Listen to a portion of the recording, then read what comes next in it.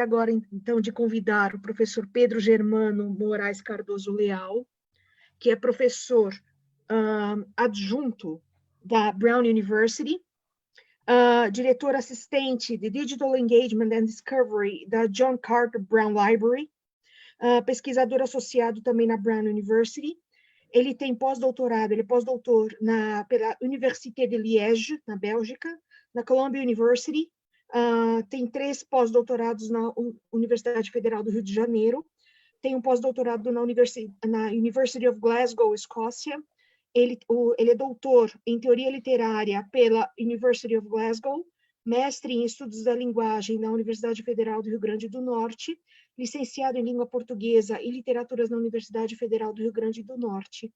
Então, eu passo a palavra, então, agora ao professor Pedro Germano Moraes Cardoso Leal, a quem eu cumprimento. Boa tarde. Boa tarde, muito obrigado por essa introdução tão gentil. E eu queria agradecer a todos vocês da organização, não só por esse evento, mas pelos outros eventos que vocês têm organizado, que são sempre extraordinários, uma fonte inexaurível de conversações. Deixa eu desligar aqui. Antes de começar, eu vou colocar um link aqui no chat com um site rápido que eu preparei só com a apresentação e com outros materiais de referência que podem ser utilizados depois. E eu vou colocar também para quem estiver assistindo no Facebook, eu vou botar lá também. A proposta da minha apresentação é bem simples. Eu quero começar com um pequeno exercício, na verdade. Eu não sei qual é a apresentação que está acontecendo agora. Eu acho que é essa aqui. Bom, isso. É isso aqui.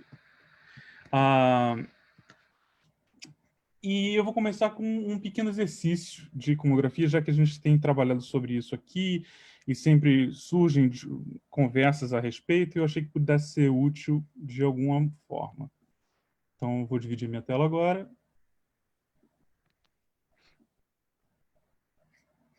Funcionou? Sim, tá compartilhado. Perfeito, professor. Vamos Então, em frente. eu vou começar com um pequeno exercício que surgiu desse período que eu passei na UFRJ, na Escola de Belas Artes, com uma obra conhecida do Museu Dom João VI. É conhecida e desconhecida ao mesmo tempo. Todo mundo é familiar com ela, mas pouca gente, digamos, fez uma análise iconográfica dela. Então, uma pergunta que eu faço, vocês podem refletir, o que vocês veem, podem escrever no chat se quiserem, o que vocês veem nessa pintura? É a pergunta básica. E escrevam o mais rápido possível. Só para fins de comentário mesmo. Bom, eu vejo, parece que é uma cena que foi parada repentinamente, né? Porque há muito movimento na pintura. E uma questão da justiça. Será que a balança faz, às vezes, da justiça? Então, esse é um bom ponto. Essa pintura foi dada a ela o título de Dois Anjos com os Emblemas da Justiça. Só que uma dessas duas figuras a gente facilmente reconhece, né? Porque a gente tem outros exemplos dela ao longo da tradição da cultura visual ocidental. Deixa eu tentar ver se isso já carregou aqui. Tá lento pra caramba. Pronto. Né? É o arcanjo Miguel pesando as almas. Então a gente sabe isso a partir do quê? A partir da comparação. A gente conhece outras obras que têm esse mesmo tipo iconográfico. Né? É a mesma figura, embora ela possa estar trajada de uma maneira diferente, mas com os mesmos atributos, ou seja, com a balança pesando as almas. Né? Então a gente tem figura, que é a figura central, e os atributos que são os objetos que elas seguram. Só que às vezes isso pode ficar um pouco mais complicado, porque na verdade não se tratam de dois anjos, se tratam de dois arcanjos. Ocorre que desses dois, só o Miguel faz parte do cânone católico hoje. O segundo, a gente não sabe quem é. Para a gente saber quem ele é, a gente tem que prestar atenção num detalhe bastante particular, que são esses dois atributos nas mãos desse arcanjo, que são um flagelo e uma coroa. E como é que a gente descobre quais são? Nesse caso, é pela literatura. Então, tem um livro do Antônio Duca, chamado Os Sete Príncipes dos Anjos, orações, enfim, orações para os sete príncipes dos anjos, com suas missas e suas imagens antigas. É de 1543. O Antônio Duca, ele promoveu um culto aos arcanjos, mas tanto dos quatro arcanjos canônicos, quanto dos arcanjos que a gente chama apócrifos, ou seja, cujos nomes não são dados dentro do cânone da Igreja Católica, mas que existem, seja dentro do judaísmo ou do islamismo. E ele criou esse culto, ele escreveu esse livro, na imagem está uma edição posterior, e nesse livro ele não apenas descreve, não apenas faz orações para esses arcanjos, como ele também descreve como esses arcanjos devem ser representados. Então isso tem tudo a ver com uma questão que foi feita por uma das pessoas que está assistindo, não vou lembrar o seu nome, infelizmente, mas você perguntou sobre se havia um controle de como isso é produzido, essas obras de arte são produzidas, e tem fontes literárias. Então, sempre tem um trabalho intelectual, que é o trabalho da criação, digamos, do programa iconográfico de uma obra, e, por outro lado, as fontes literárias que dão suporte, né, dentro da tradição cristã e também em outras tradições, que dão suporte a essas representações. Então, aqui, vocês podem ver a representação do arcanjo Yehudiel, o remunerador, e que segura uma coroa e um flagelo. Então, a análise iconográfica é isso, é você fazer uma análise das fontes e do significado produzido a partir da relação entre as figuras e seus atributos. Isso a gente pode chamar de uma análise iconográfica. Uma análise iconológica, no entanto, é a análise da significância dessa obra. E a gente pode falar rapidamente sobre isso. Por exemplo, pinturas. Essa pintura provavelmente é anônima e é datada do fim do século Flamenga e datada do fim do século XVI. Agora, pinturas de anjos do século XVI, a gente tem milhares. É realmente um tema bastante comum, que a gente chama de um tipo bastante comum através da história. Só que representações de arcanjos apócrifos foram banidas. E, portanto, a mais antiga representação conhecida de um arcanjo apócrifo é de 1603. Se a datação dessa pintura estiver correta, então, na verdade, ela é a mais antiga representação de um arcanjo apócrifo em um conjunto em uma pintura de conjunto, né? Então, passa a ser uma obra extremamente rara, uma obra extremamente importante, cuja importância e cuja raridade a gente só conhece a partir do estudo iconográfico dela. Então, essa é a relação entre iconografia e iconologia, né? Isso recupera um pouco da discussão que a gente teve anteriormente sobre o tema. E eu trabalho justamente com a relação entre fontes literárias e obras artísticas na Europa e nas Américas, particularmente com livros de emblemas. Um deles que foi mostrado pelo Dom Mauro, do Bolswert, da Escola Cordis, que também é extraordinário e tem muitos ciclos iconográficos pintados a partir desse livro. Então, curiosamente, uma das primeiras obras a dar início a servir como uma fonte literária para essas interpretações alegóricas e iconográficas no Renascimento, é um livro chamado... Ele aparece ali e agora desaparece. Alguma coisa está acontecendo fantasmagórica aqui com a apresentação. Mas, enfim, ele é um livro chamado Os Hieróglifos de Horapollon. Foi escrito no século V, em Alexandria. E depois ele foi descoberto em 1417 e transportado para Florença. Chegou em Florença em 1422, foi descoberto por Cristóforo Bondemonte. E esse livro se tornou extremamente importante. E as figuras continuam não carregando. Elas carregam quando estão longe e deixam de carregar. Deixa eu tentar ver o que pode estar acontecendo. Talvez a minha internet não esteja... Vou tentar de novo aqui. Não é possível isso. Nada. Bom, eu vou continuando a falar até o computador resolver funcionar. Vou recarregar essa página. Então, quando esse livro chega em 1422 em Florença, ele causa um furor e vários artistas começam a utilizar esse livro como uma fonte literária para suas próprias criações. Então, um dos artistas que faz isso é o Albrecht Dürer.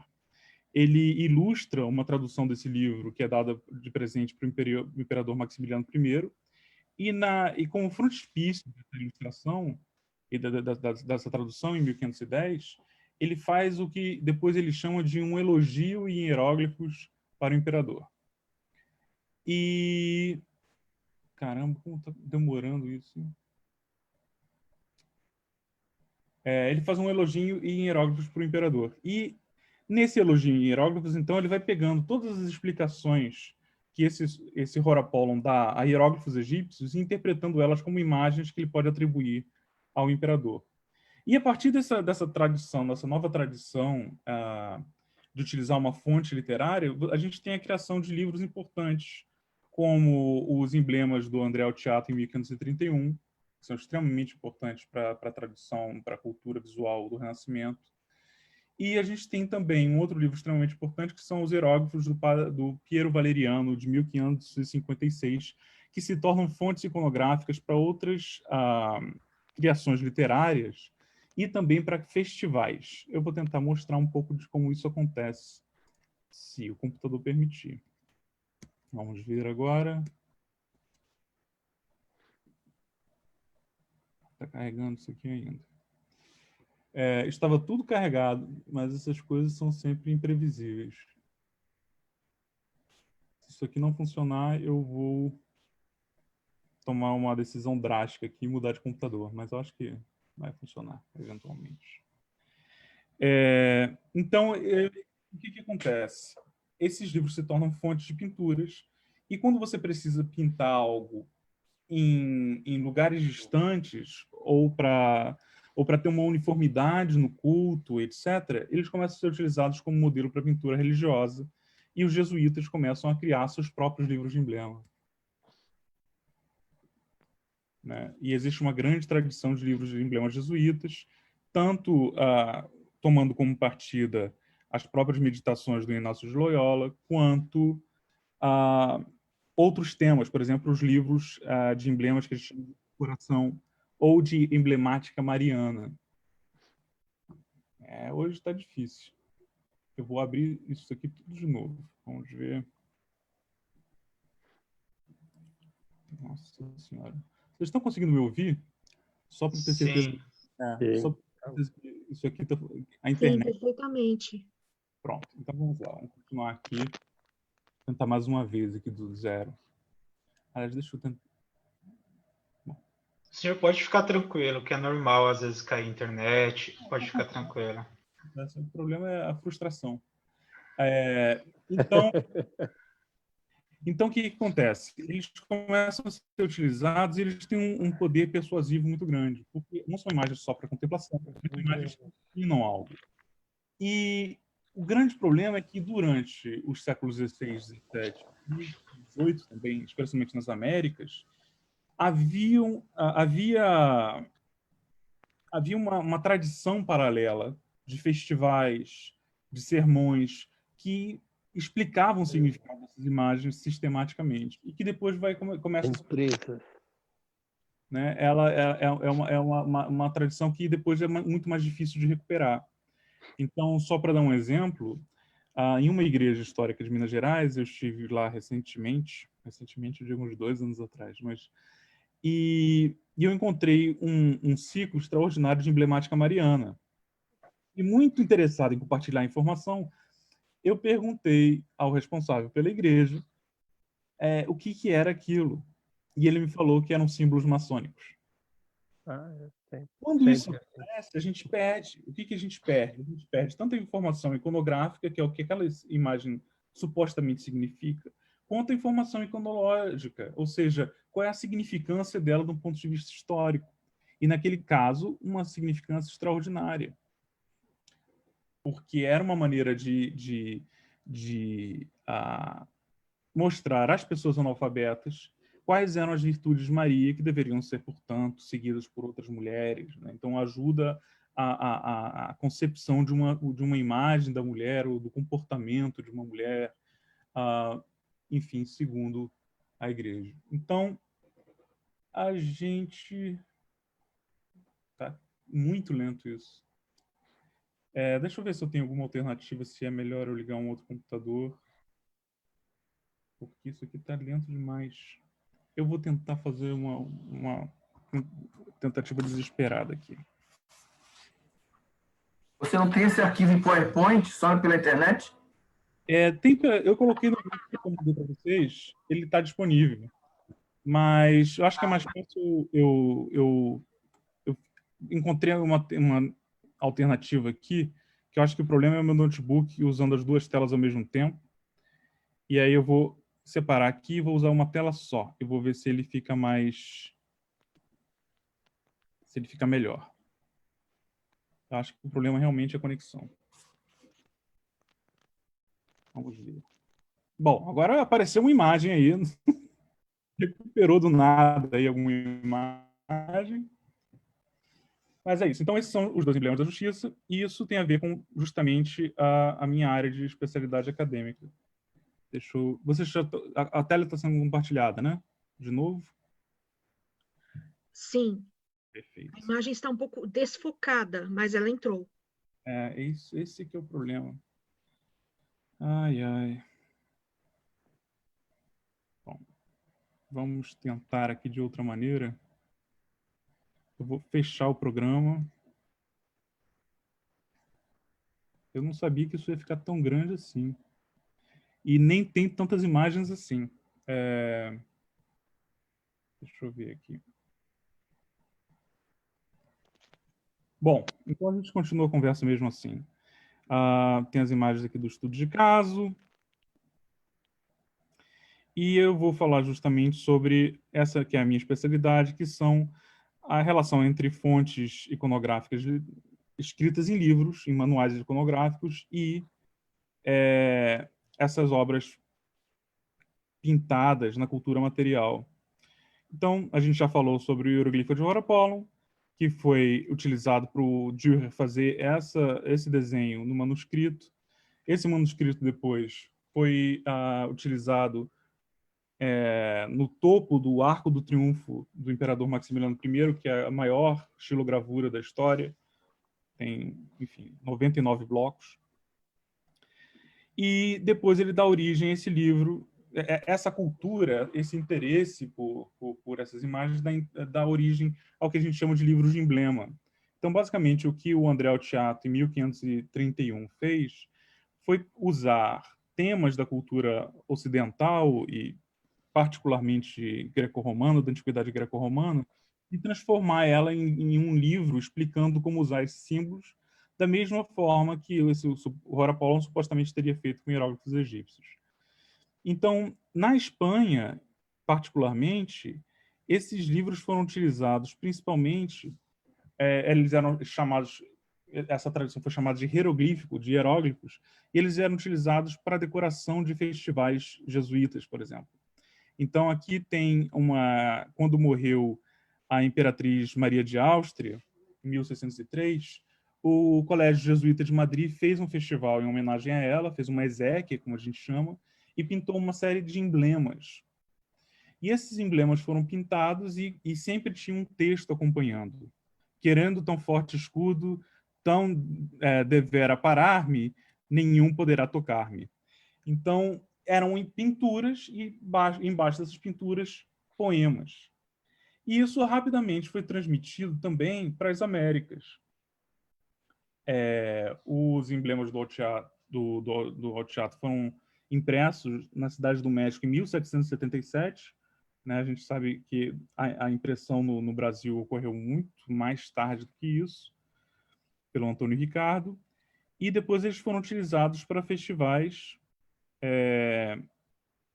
como o festival para a morte do Filipe IV, em 1666. Vocês podem ver aqui, dentro da Catedral do México, o catafalco, né, o monumento funerário em homenagem a ele, e decorando esse catafalco imenso dentro da nave da igreja, vocês veem aqui pintadas essas imagens, que são todos emblemas.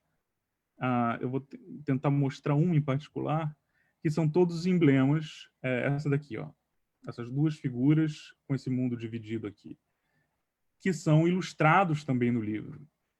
E esse é um dos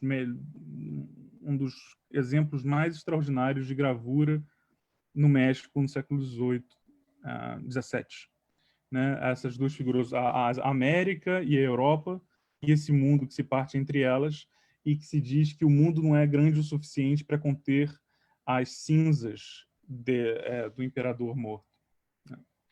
Bom, e isso vai ser, por exemplo, bastante utilizado na decoração de festivais, feitas inclusive por escritores. Então, voltando à pergunta do nosso colega, como é que essas obras eram concebidas? Intelectuais eram responsáveis pela criação, por exemplo, de um arco triunfal para a entrada,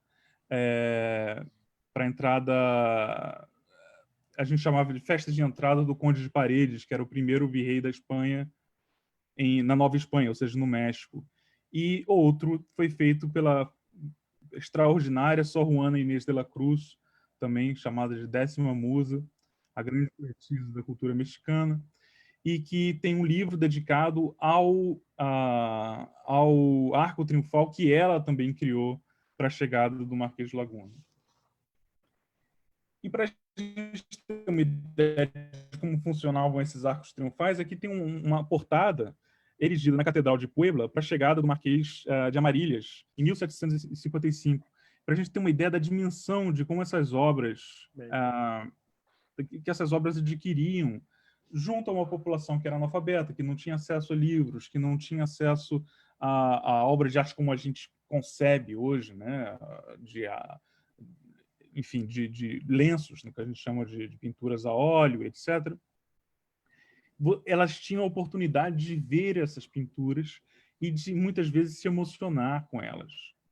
Um caso extraordinário disso é justamente uma casa, que era uma casa para exercícios espirituais para senhoras limenhas, que foi erigida no século XVIII em Lima, no Peru, e ela era coberta, ela era cheia de pinturas.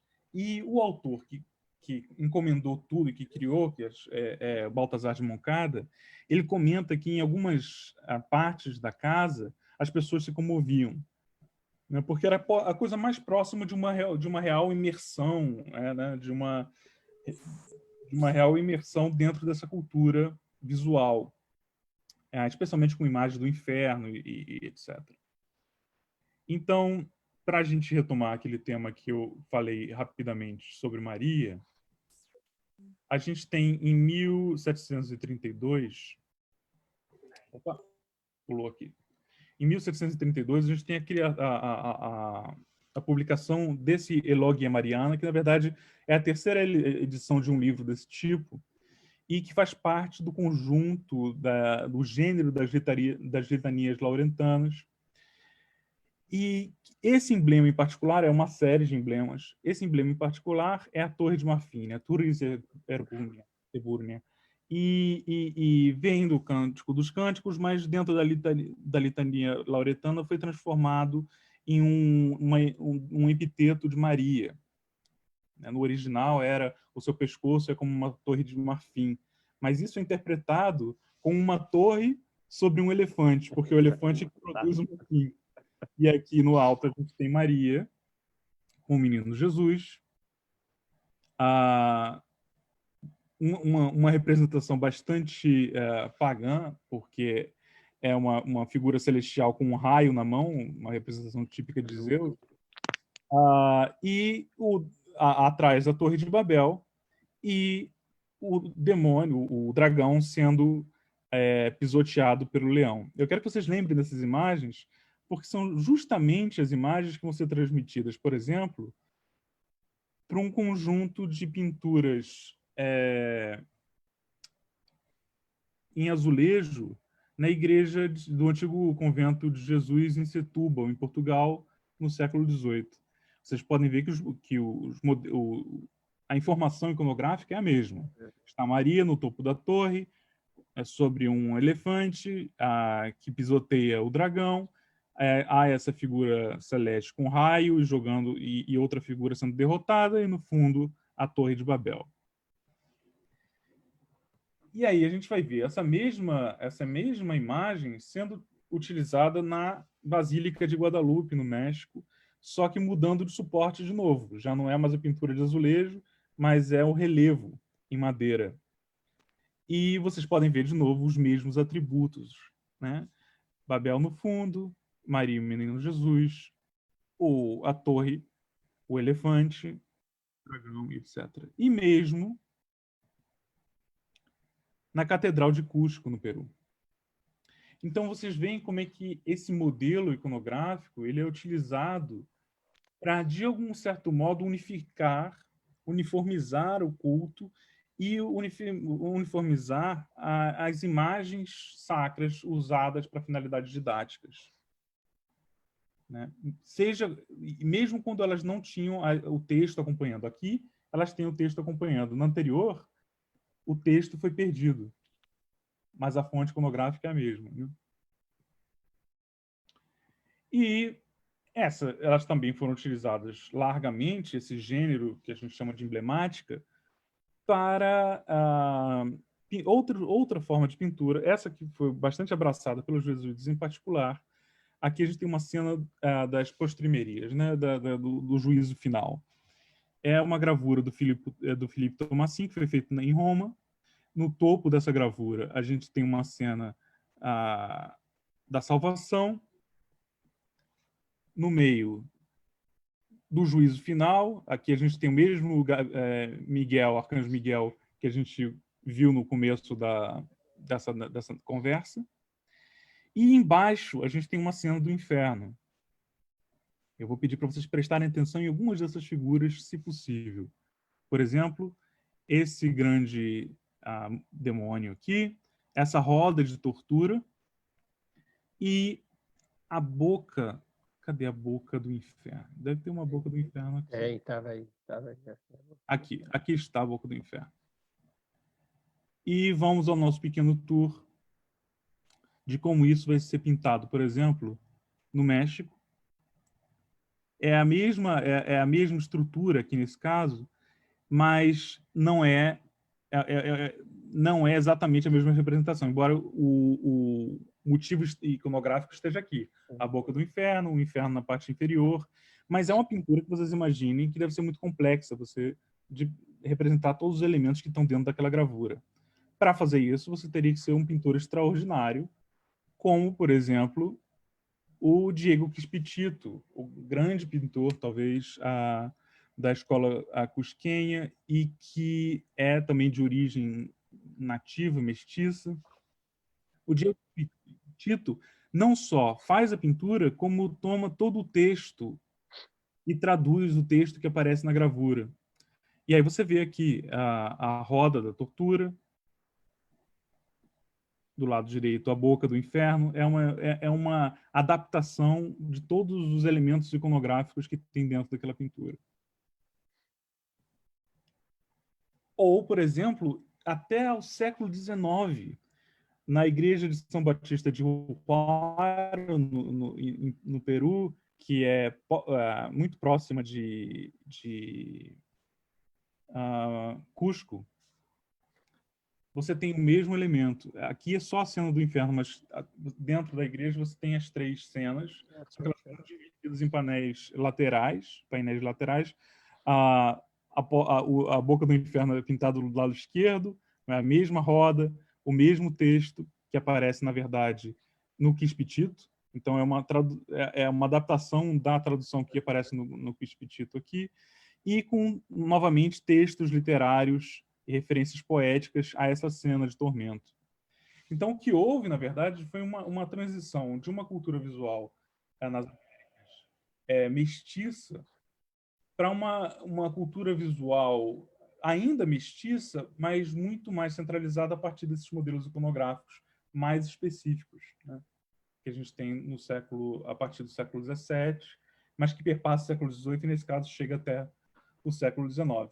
Então, aqui também Lopes de los Rios, em La Paz, na Bolívia, e já bastante antes, no final do século XVII, a mesma cena do inferno, que vocês veem toma mais espaço da pintura, né, do lenço, e o mundo mundano, né?